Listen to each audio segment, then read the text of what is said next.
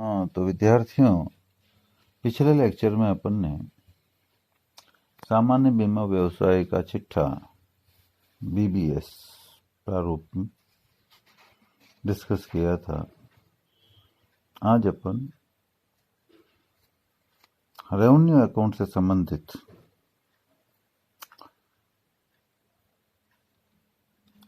Schedule 2, जो कि खर्चों में सबसे महत्वपूर्ण क्लेम इनकर्ड होता है, उसको अपन डिस्कस करेंगे एक उदाहरण की सहायता से, ताकि आपको पूरी विस्तृत जानकारी इस खर्चे के संबंध में प्राप्त हो जाए। आपकी स्क्रीन पर एक उदाहरण है, पढ़िए। भारत जनरल इंश्योरेंस के 31 मार्च 19 को समाप्त होने वाले अग्नि बीमा व्यवसाय से संबंधित दावे के निम्नलिखित विवरण रेवेन्यू खाते के निर्धारित प्रारूप की अनुसूची 2 के अंतर्गत प्रदर्शित करनी है। व्यापार का 1/4 भाग विदेशी मानिए। Demonstrate the following details relating to the claim from the Bharat General Insurance Company for the year ended 31st March 2019 under the Schedule 2 of Revenue Account. Assume 1/4 of the business as being foreign. अब इस पर देखिए, question में एक table बनी हुई है, particulars में डिटेल लिखी हुई है और 3 जो अमाउंट का कॉलम है। पहला कॉलम डायरेक्ट बिजनेस से रिलेटेड फिगर्स का है, दूसरा री इंश्योरेंस एक्सेप्टेड से रिलेटेड फिगर्स का है और तीसरा री इंश्योरेंस सीडेड से संबंधित है। ध्यान से देखिएगा।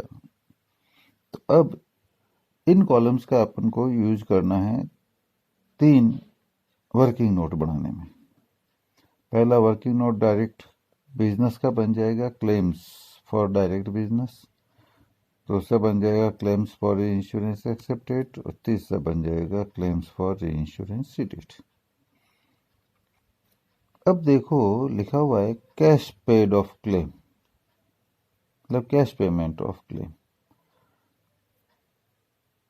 क्लेम्स का रोकड़ भुगतान है। फिर लिखा है एक्सपेंसेस रिगार्डिंग क्लेम्स, कोई बात नहीं। फिर है क्लेम्स आउटस्टैंडिंग, तो आउटस्टैंडिंग में जो डायरेक्ट बिजनेस और इंश्योरेंस एक्सेप्टेड के हैं वो तो काम आएंगे शेड्यूल 2 में, परंतु सीडेड के यहीं पर एडजस्ट हो जाएंगे इस वर्किंग नोट में। इसी तरह से क्लेम्स आउटस्टैंडिंग ऑन 31/3/19, ये भी डायरेक्ट बिजनेस और इंश्योरेंस एक्सेप्टेड के तो काम आएंगे शेड्यूल 2 में, जबकि सीडेड वाले यहीं पे एडजस्ट होंगे।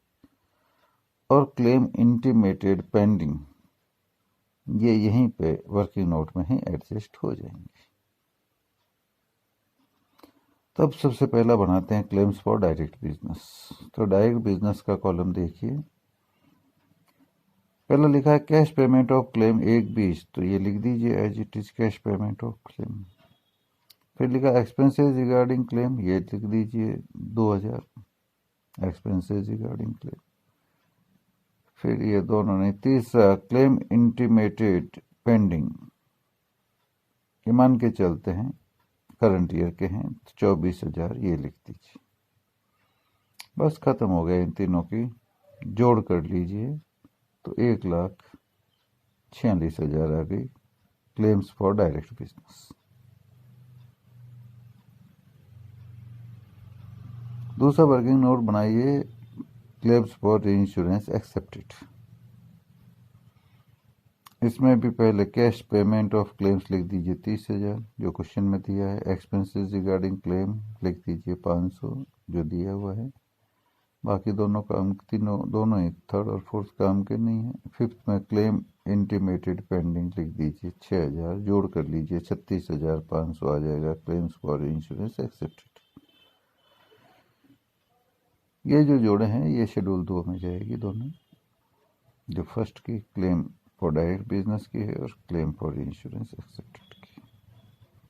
अब इंपॉर्टेंट है क्लेम्स फॉर री इंश्योरेंस सीडेड। देखिए, क्लेम्स पेमेंट दिया हुआ है कैश पेमेंट ऑफ क्लेम्स, तो ये क्लेम कॉमन फॉर्मेट है, ये री इंश्योरेंस सीडेड है, तो इसका मतलब है पेमेंट उन्होंने अपन को किया है, क्यों सीडेड में हमको प्राप्त होता है, रिकवरी है ये। तो cash payment of claims received लिख दो इसको, केवल क्लेम्स लिखा है, रिसीव्ड 25,000 हो जाएगा। एक्सपेंसेज अपना होते ही नहीं आता है, इसलिए कुछ है ही नहीं।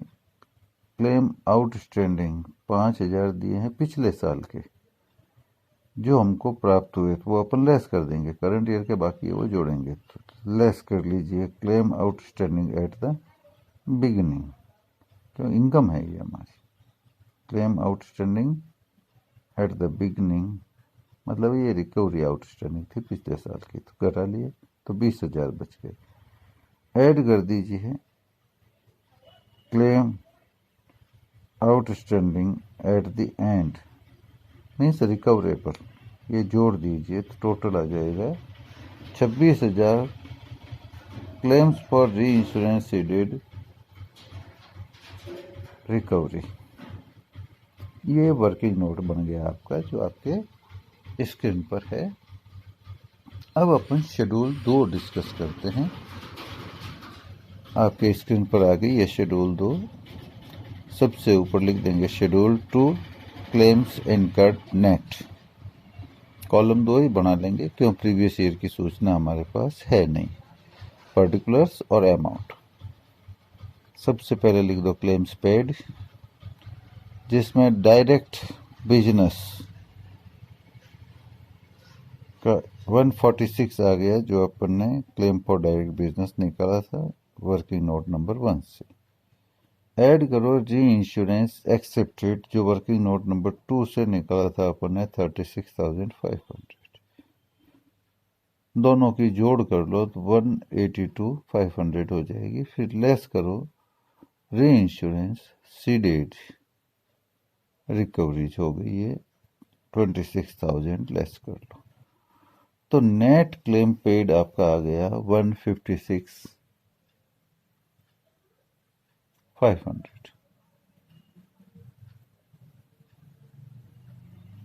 इसके बाद करिए add outstanding at the end of the year. Direct business का 30,000, री इंश्योरेंस एक्सेप्टेड का 4,000, नहीं वो तो पिछले साल का 39,000 डायरेक्ट बिजनेस का, और री इंश्योरेंस एक्सेप्टेड का 5,000, टोटल हो जाएगा 44। ऐड कर दीजिए तो हो गया 2 lakh. Less outstanding at the beginning कर दीजिए 30,000 प्लस 4,000 34, तो हो गया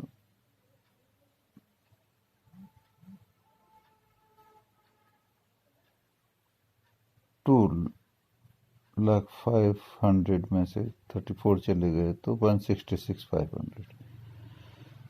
ये टोटल क्लेम इनकर्ड आ गया। क्लेम पेड टू क्लेमेंट्स में इन इंडिया और आउटसाइड इंडिया 2 कर लीजिए, क्यों ऊपर लिखा है क्वेश्चन में 1/4 of the business as being foreign, तो 1/4 निकाल लीजिए 41,625 आ जाएगा, रिमेनिंग 124,875 इन इंडिया हो जाएगा। इस तरह से ये आपका क्वेश्चन पूरा हो गया।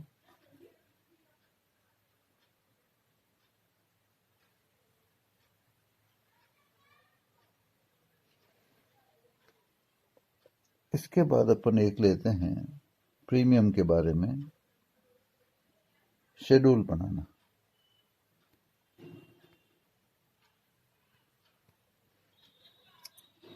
प्रीमियम के बारे में उदाहरण आपकी स्क्रीन पर है। 31 मार्च 19 को समाप्त वित्तीय वर्ष में प्राप्त कुल premium, total premium received for the year ended 31 मार्च 2019।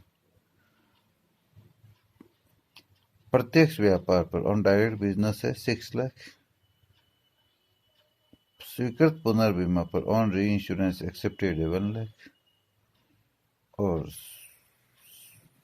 वर्ष के दौरान समर्पित पुनर्बीमा पर दत्त premium paid on reinsurance ceded during the year है 50,000।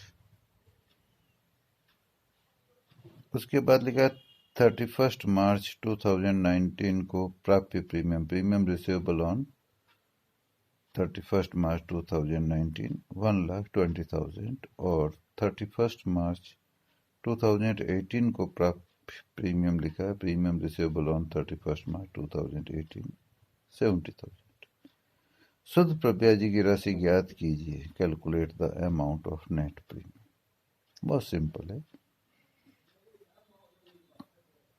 आप एक वर्किंग नोट बनाइए, स्क्रीन पे है आपके बना हुआ। सबसे पहले लिखिए premium received on account of direct business 6 lakh. उसी में ऐड हो जाएगा प्रीमियम रिसीव्ड ऑन री इंश्योरेंस एक्सेप्टेड 1 लाख। फिर ऐड हो जाएगा premium outstanding at the end of the year that is on 31 March 2019 1,20,000।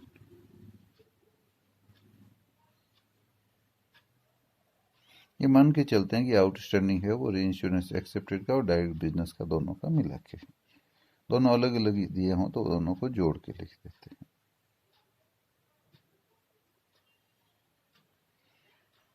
Total कर लीजिए 8,20,000, 8,20,000। लेस करेंगे प्रीमियम आउटस्टैंडिंग ऑन 31 मार्च 2018 70,000। ये भी मान के चलेंगे, ये भी दोनों का है, डायरेक्ट बिजनेस और इंश्योरेंस एक्सेप्टेड का।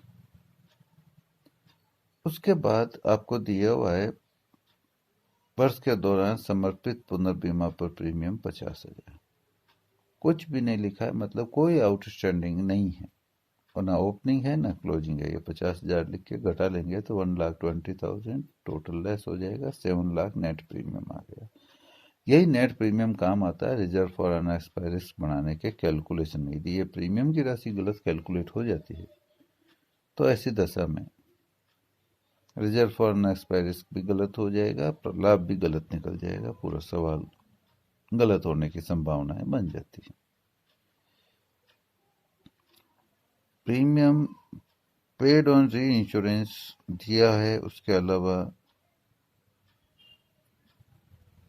प्रीवियस ईयर का और करंट ईयर का premium paid on reinsurance date भी दिया हुआ है। तो वो नेट फिगर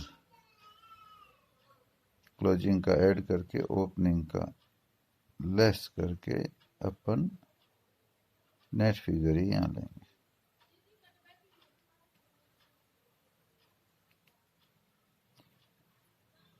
इसके बाद एक अपन और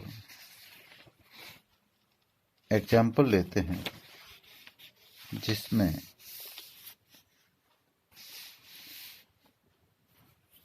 एडजस्टेड प्रॉफिट निकालना और क्लेम से संबंधित, खर्चों से संबंधित, आउटस्टैंडिंग एक्सपेंसेस से संबंधित अकाउंटिंग किस तरह से की जाती है। क्योंकि आजकल आपके एग्जाम में 7-7 नंबर के क्वेश्चन आते हैं तो छोटे क्वेश्चन भी डिस्कस होने जरूरी है। बड़े 15 नंबर के भी आते हैं, उनको भी डिस्कस करेंगे। तो अब अपन एक एग्जाम्पल लेते हैं जिसमें आउटस्टैंडिंग क्लेम है या क्लेम रिकवरेबल है, एक्रूड डिविडेंड है, outstanding management expenses and commission के कोई आउटस्टैंडिंग की अकाउंटिंग है। ये सारी आपको समझाई जाएगी।